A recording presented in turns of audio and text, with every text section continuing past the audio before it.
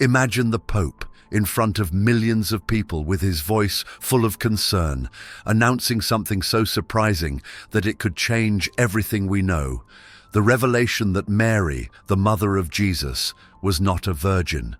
It seems impossible, but it is happening now. For centuries, the world has known Mary as the Virgin Mother, the pure, untouched woman who bore Jesus Christ. But what if I told you that this is not the full story? What if her real purity had nothing to do with her body, but everything to do with something far more powerful, something that has been hidden in plain sight all along?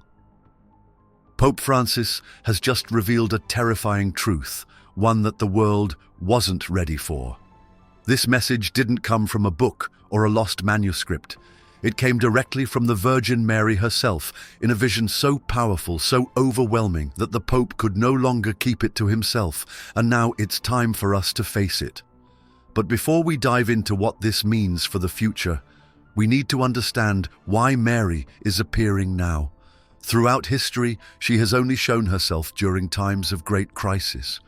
The last time the world experienced a message this urgent was in 1917 in Fatima, Portugal. 3 innocent children, Lucia, Francisco, and Jacinta, claimed to have seen the Virgin Mary, who entrusted them with 3 secrets. 2 of those secrets predicted world-changing events: the horrors of World War II and the rise of communism. Both came true. What was the 3rd secret? That one was so terrifying that it was hidden for decades by the Vatican. Now in 2024, Pope Francis has come forward with a revelation just as disturbing. According to the Pope, the Virgin Mary has spoken once more. And her message is clear: humanity is running out of time. The world is falling into moral decay, drowning in greed, corruption, and selfishness. Wars are breaking out, families are being torn apart, people have stopped caring about one another. She calls it the silent disease, a sickness that is not of the body but of the soul. This disease is everywhere. You can see it when people turn their backs on suffering, when lies are valued more than truth, when children are raised in a world without faith, love, or compassion. It is a plague of indifference, spreading faster than any virus, infecting hearts and minds, making people numb to the pain of others. Mary didn't just warn us about what's happening, she also revealed something about herself that changes everything we thought we knew. She was never just a passive figure in history. She wasn't just a quiet, holy woman in the background of Jesus' life. She was a force of change, a leader, a warrior against the darkness that seeks to consume the world. And her purity was never about her body. It was about her mission. Mary's message is clear: stop waiting for miracles and start being the miracle. For centuries, these 2 actions have been humanity's lifeline to divine mercy.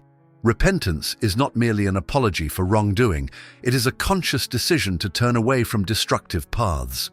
Prayer is not an empty ritual, but a powerful connection to the spiritual forces that hold back the chaos of a world unmoored from its core values. Over 6 months, Mary appeared repeatedly, each time bringing messages filled with urgency.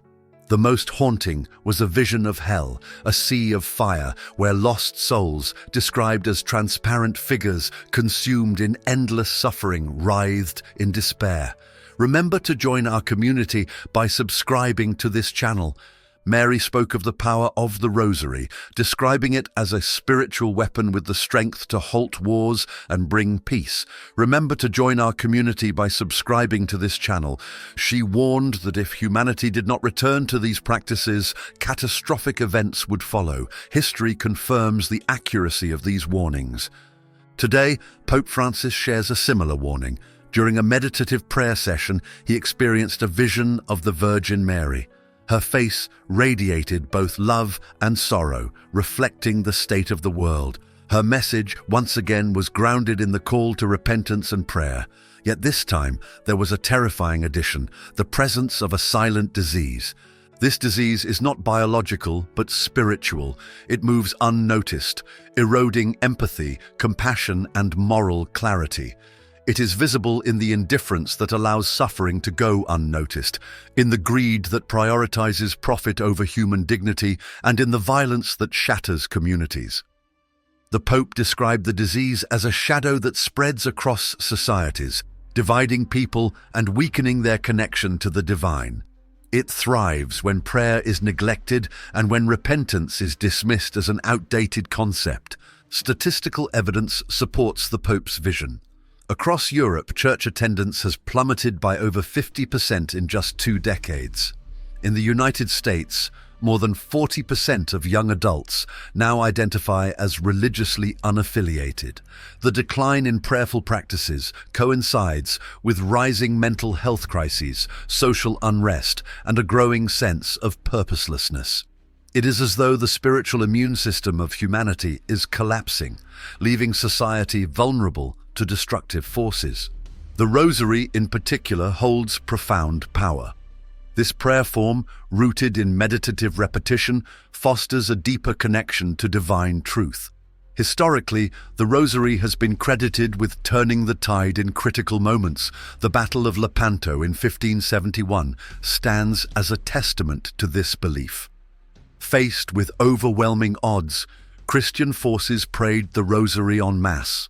Against all expectations, they emerged victorious, a result attributed to divine intervention. Catholics believe in the perpetual virginity of Mary, meaning she was a virgin before, during, and after Jesus' birth.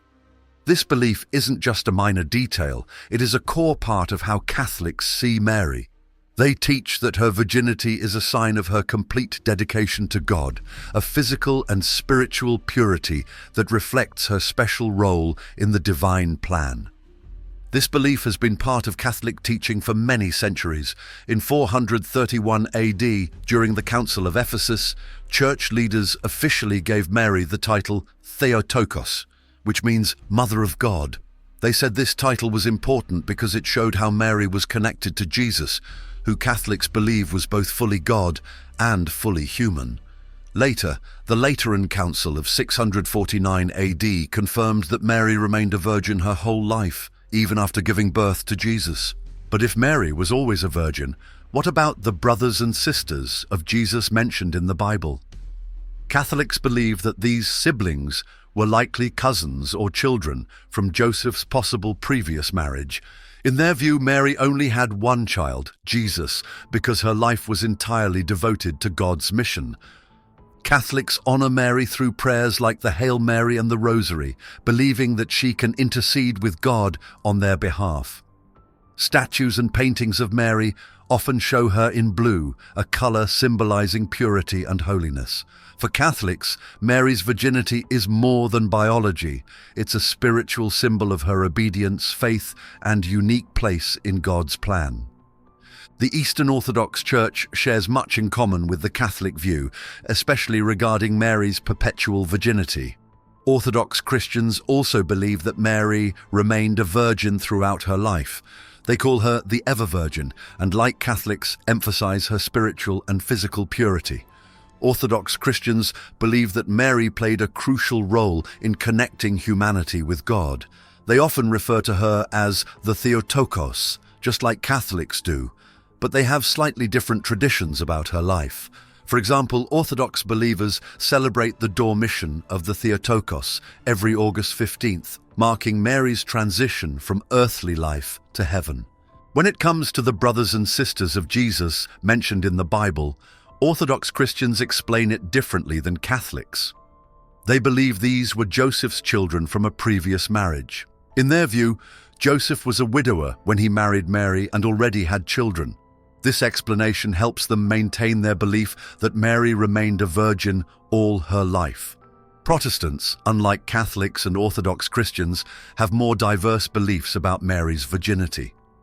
When Protestantism emerged in the 16th century, reformers like Martin Luther, John Calvin, and Ulrich Zwingli actually supported the idea of Mary's perpetual virginity. They admired her faith and saw her as a model of obedience to God's will. However, over time, different Protestant denominations developed different views. Many modern Protestants believe that Mary was a virgin when Jesus was born, but had children later. They point to Bible verses like Matthew 13:55-56, which lists Jesus' brothers as James, Joseph, Simon, and Judas. Protestants don't typically emphasize Mary's virginity as much as Catholics or Orthodox Christians. For many, Jesus is the primary focus. They respect Mary for her role as Jesus' mother, but don't pray to her or give her the same religious significance. In most Protestant churches, Mary is seen as a faithful servant of God rather than a figure of ongoing spiritual power. Outside of religious circles, some historians and scholars believe that the idea of Mary's virginity is a theological myth. They argue that this belief likely developed over time to support the claim that Jesus was divine. In ancient cultures, miraculous births were common in religious stories. Greek and Roman myths often included gods being born from virgins to show their supernatural origins. Skeptics suggest that early Christians might have adopted similar language to emphasize Jesus' divine nature. There is also the issue of language. The New Testament was originally written in Greek, and some words have different meanings than their modern translations. For example, the word brothers could have referred to cousins or close relatives, not necessarily siblings. In the world of first-century Judaism, virginity was considered a sign of purity, especially for women connected to sacred duties. At that time, Jewish families valued chastity because it was closely tied to family honor and the covenant with God. Young women were expected to remain pure until marriage, a practice deeply rooted in the laws and traditions of the time. Mary's reputation as a virgin fit perfectly within this cultural framework, as she was chosen to bring Jesus into the world. However, the strong emphasis on Mary's virginity didn't appear suddenly. It gained momentum in the 2nd century AD, when Christianity began to spread beyond Jewish communities into the broader Greco-Roman world. This cultural shift had a massive influence on how people viewed Mary. In ancient Greek and Roman religions, sexual purity was often associated with gods, goddesses, and priestesses. Figures like the Greek goddess Artemis and the Roman goddess Vesta were revered for their virginity, which was seen as a sign of spiritual strength and dedication to divine missions. Are you enjoying the story? Support our channel by clicking the subscribe button.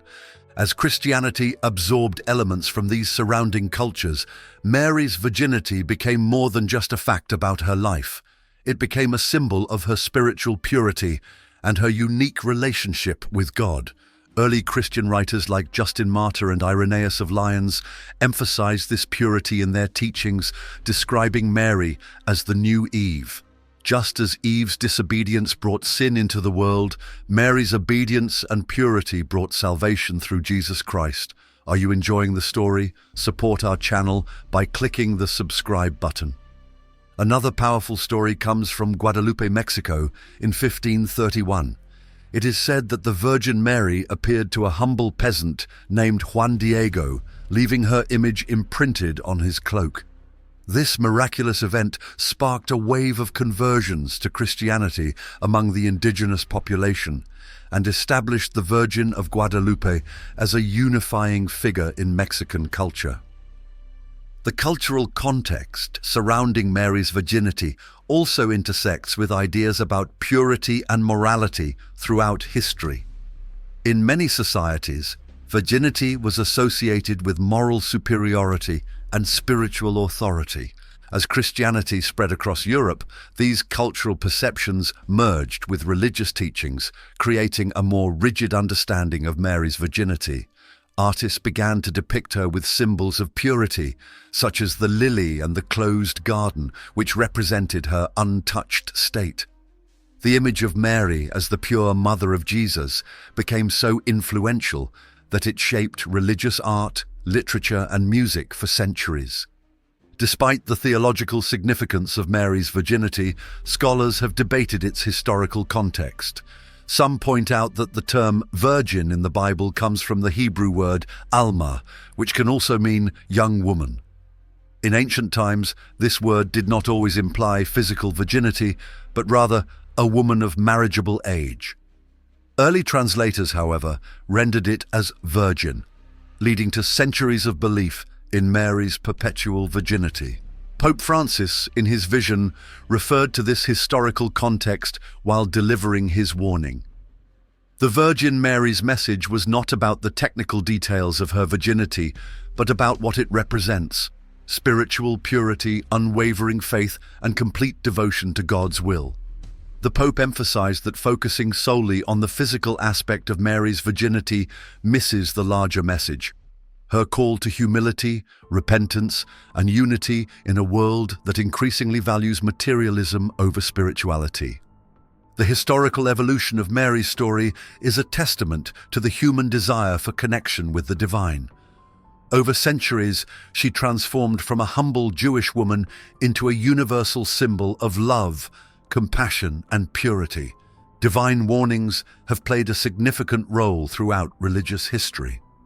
In the Bible, prophets often served as messengers of God's will, alerting people to impending disasters if they refused to turn away from sin. The destruction of Sodom and Gomorrah, the warnings to the Ninevites through Jonah, and the prophetic cries of Jeremiah all reflect this pattern. Divine mercy extends a warning before divine justice follows. In Lourdes, France, in 1858, the Virgin Mary appeared to Bernadette Soubirous, a poor, uneducated girl who could neither read nor write. Mary urged Bernadette to spread a message of repentance and prayer. The spring that emerged from the grotto of Lourdes became a symbol of spiritual healing, attracting millions of pilgrims each year who seek physical and spiritual renewal. The underlying theme was clear: faith and repentance open the door to divine mercy. Fast forward to Medjugorje, Bosnia-Herzegovina, in 1981, where 6 teenagers reported ongoing visions of the Virgin Mary. The Pope underscored that divine warnings do not aim to provoke fear solely for its own sake. They are like alarm bells ringing in the night, calling attention to danger and urging action.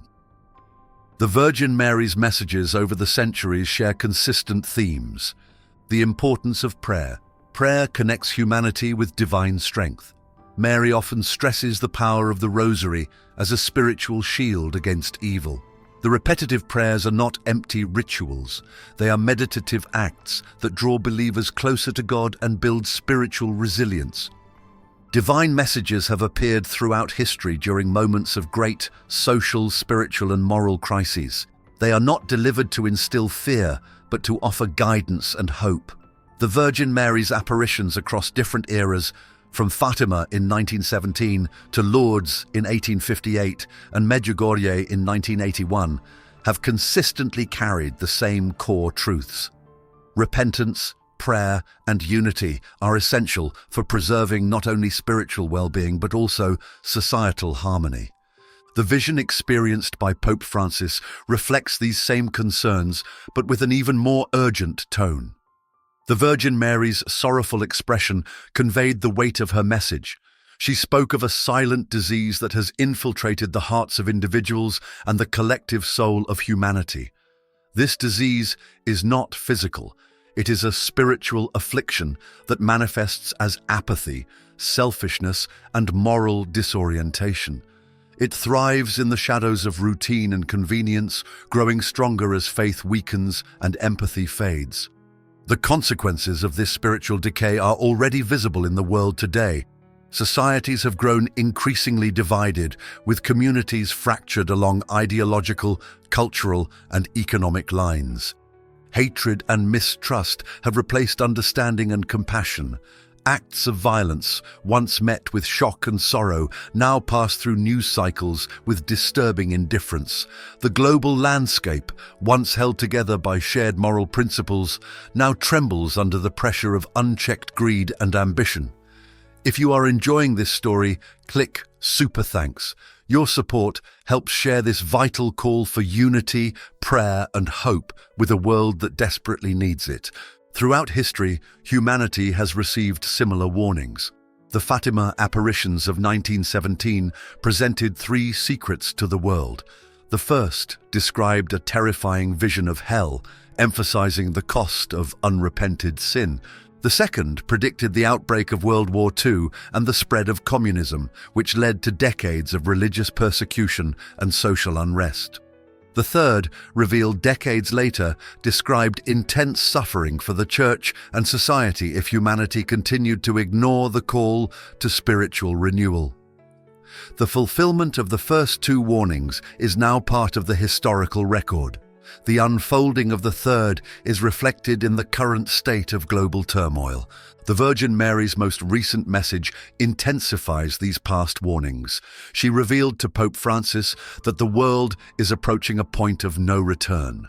The spiritual decline, marked by the widespread rejection of prayer and moral responsibility, has set events in motion that cannot be easily reversed. The silent disease she described has already rooted itself deeply within modern life. It is visible in the increasing normalization of violence, the celebration of material wealth over spiritual well-being, and the growing sense of disconnection among individuals and communities. Pope Francis spoke of seeing images of cities consumed by flames and communities overwhelmed by confusion and despair. These visions are not necessarily predictions of physical disaster, but representations of the spiritual and moral collapse already underway. The Virgin Mary's message emphasized that this collapse, if left unchecked, will lead to greater suffering than humanity has ever known. The warning does not come from a place of condemnation, but from profound maternal concern. The Virgin Mary, as she has throughout history, extends her guidance with love and sorrow, hoping that her children will listen this time. The Virgin Mary's message to Pope Francis is a final invitation to step away from the abyss. It is a compassionate but firm reminder that the decisions made today will shape the world for generations to come. The path of faith, hope, and love remains open, but the window of opportunity is closing. Thanks for watching. Join our community by subscribing to this channel. Until the next video.